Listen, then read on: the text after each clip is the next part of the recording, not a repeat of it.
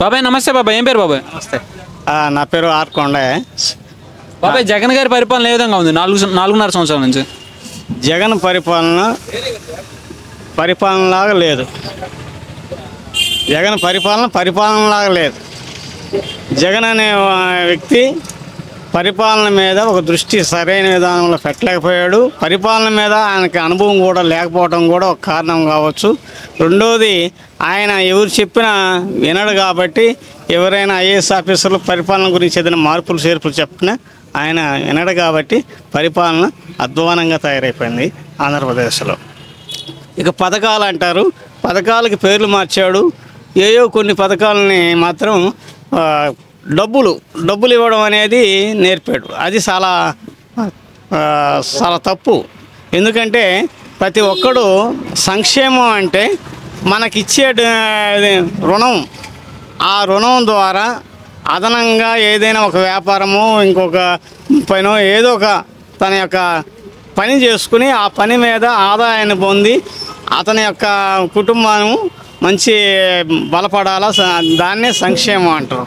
అట్లా కాకుండా 10,000 డబ్బులు ఇచ్చేస్తే ఆ 10,000 వాళ్ళు ఇష్టం వచ్చినట్టు ఖర్చు పెట్టుకుంటారు. ఆ కుటుంబం ఎప్పటిలాగానే ఉంటుంది.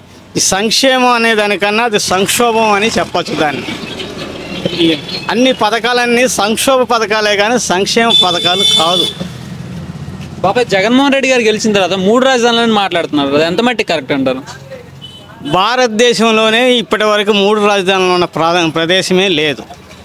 3 రాజధానులు అనేది దక్షిణాఫ్రికాలో ఉంది. అక్కడ ఉన్న శ్వేత జాతీయులకు నల్ల జాతీయులకు ఉన్న మధ్యలో ఉన్న గొడవల వల్ల తప్పనిసరి అయ్యి 3 రాజధానులు అనేవి ఇంప్లిమెంట్ చేశారు. కానీ ఇప్పుడు అక్కడ కూడా అది రివర్స్ అయిపోయి ఒకే రాజధాని చేయాలనేది, దేశానికే ఒకే రాజధాని చేయాలనేది ఉంది. ఇక్కడ దేశంలోనే 3 రాజధానులు లేకపోతే ఒక రాష్ట్రానికే 3 రాజధానులను పెట్టడం అనేది అది ఆయన యొక్క విమోచనకే వదిలేయాలి. ఎందుకంటే రాజధానులు ఎప్పుడు కూడా 3 అంటే కాదు. ఇంకా నువ్వు పెట్టగలిగితే భారత రాజ్యాంగంలో ఉంది, ప్రతి జిల్లాని ఒక రాజధానిగా చేయొచ్చు. ఎన్ని జిల్లాలు ఉన్నాయో అన్ని జిల్లాలను రాజధానులుగా చేయొచ్చు. ఆ విధంగా చేయగలిగితే చాలా సంతోషం. బాబాయ్ మీ మీ ఎమ్మెల్యే గారి పనితీరు ఏ విధంగా ఉంది? ప్రజలకు అందుబాటులో ఉంటున్నారా? ఎమ్మెల్యేలు ప్రజలకు అందుబాటులో ఉంటున్నారా అంటే ఉండటానికి అవకాశాలు కూడా లేవు. ప్రజలకి ఎప్పుడు కూడా ఏదో ఒక కార్యక్రమాలు జరగాల. 90% ప్రజలు ఎమ్మెల్యేతో పని లేదు. 10% ప్రజలకే ఎమ్మెల్యేలతో పని ఉంటుంది. వాళ్ళ పనులు ఎలాగైనా చక్కదిద్దుకుంటారు. ఎక్కువ ప్రజలు ఏం కోరుకుంటారంటే మౌలిక వసతులు కోరుకుంటారు. మాకు రోడ్డు కావాలా, రవాణా ఉండాలి, మాకు ఇల్లులు ఉండాలి, ఇవి ఎక్కువ కోరుకుంటారు. ప్రభుత్వ కార్యాలయాలు పెరగాలి, మనం ఆ విధంగా వాటిని వినియోగించుకోవాలి అని ప్రజలు కోరుకుంటారు. కానీ ప్రజలు కోరుకునే విధంగా తగ్గట్టు ఇక్కడ ఆంధ్రప్రదేశ్లో ఏ ఎమ్మెల్యే ఉన్న ఏరియాలైనా కానీ రోడ్లు అధ్వాన స్థితికి దిగజారిపోయినాయి. ఎక్కడ కూడా ఒక అభివృద్ధి అనే పని అంటూ ఏమీ లేదు. ఎమ్మెల్యేలు పాపం ఏ పని లేకుండా ఉండిపోయారు. గతంలో ఇక్కడ ఎమ్మెల్యేగా ఉగ్రా గారు ఉన్నారు, ఆయన ఏమైనా అభివృద్ధి చేశారు మీ నియోజకవర్గాన్ని? ఉగ్రా గారు అభివృద్ధి చేశారు అనే దానికన్నా కూడా ఆనాడు కాంగ్రెస్ గవర్నమెంట్లో కొత్తగా కిరణ్ కుమార్ రెడ్డి ముఖ్యమంత్రి అయిన తర్వాతనే ఎక్కువ అభివృద్ధి జరిగింది. ఎందుకంటే ఆయన 10 ఎమ్మెల్యే బ్లాక్మెయిల్ చేసి అన్ని పనులు తెచ్చుకున్నారు. ఆ క్రమంలో ఇక్కడ కూడా పనులు బాగా వచ్చినాయి. ఎమ్మెల్యే చేశాడు. అది ఎమ్మెల్యేకి ఉగ్రాకి అదొక మంచి పేరు తీసుకొచ్చి పెట్టింది. తర్వాత అప్పుడు కాంగ్రెస్ గవర్నమెంట్లో సబ్ప్లాన్ నిధులు బాగుండేవి. ప్రతి ఒక్క కమ్యూనిటీ హాలు, ఒక రోడ్డు, ఏదో ఒకటి ఒక పనులు అనేవి చేసుకునేవాడు. ఇప్పుడు జగన్ వచ్చిన తర్వాత సబ్ప్లాన్ నిధులు నిర్వీర్యం చేసేసాడు. అందువల్ల ఇప్పుడు ఎస్సీలకి 27 పథకాలు రద్దు అయిపోయినాయి. అంతకుముందు కిరణ్ కుమార్ రెడ్డి ఉన్నా, చంద్రబాబు ఉన్నా, రోసి ఉన్నా, ఎవరున్నా కూడా పథకాలు ఉన్నాయి. అవన్నీ కూడా ఇప్పుడు రద్దు అయిపోయినాయి. అందువల్ల ఎస్సీలకి తాత్కాలికంగా ఏదో వచ్చిందని సంతోషపడుతున్నారు, కానీ వాళ్ళ యొక్క అభివృద్ధి మాత్రం బాగా కుంటుపడింది ఈ పీరియడ్లో. ఎస్సీ కార్పొరేషన్లు ఏ విధంగా పనిచేస్తున్నాయి అసలు? ఇప్పుడు ఎస్సీ కార్పొరేషన్లు ఇంతకుముందు ఎలా ఉండేదంటే నిధులు బాగుండే, 1,000 కోట్లు, 2,000 కోట్లు దానికి కేటాయిచ్చేస్తే ఆ నిధుల్లో నుంచి రుణ సౌకర్యం అనేది పొందేవాళ్ళు. దాంట్లో ఒక ప్రయారిటీ సిస్టంలో పొందేవాళ్ళు, దాన్ని వినియోగించుకుని దానివల్ల అభివృద్ధి చెందేవాళ్ళు ప్రతి ఒక్క వ్యక్తి.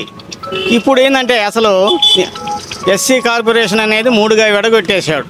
రెడ్లి కార్పొరేషను, మాల కార్పొరేషను, మాదిక్ కార్పొరేషన్. కులాల పేరుతో కార్పొరేషన్ డివైడ్ చేసిన తర్వాత అక్కడ ఏమి పథకాలు లేవు, నిధులు లేవు, వీధులు లేవు. కాకపోతే దిష్టి బొమ్మలాగా ఒక చైర్మన్ ఉంటాడు, ఆయనకు ఒక కారు ఉంటుంది, ఆయన సరదాగా తిరుగుతూ ఉంటాడు అప్పుడప్పుడు, అంతే. అంతకన్నా ఏం లేదు ఎస్సీ కార్పొరేషన్లో.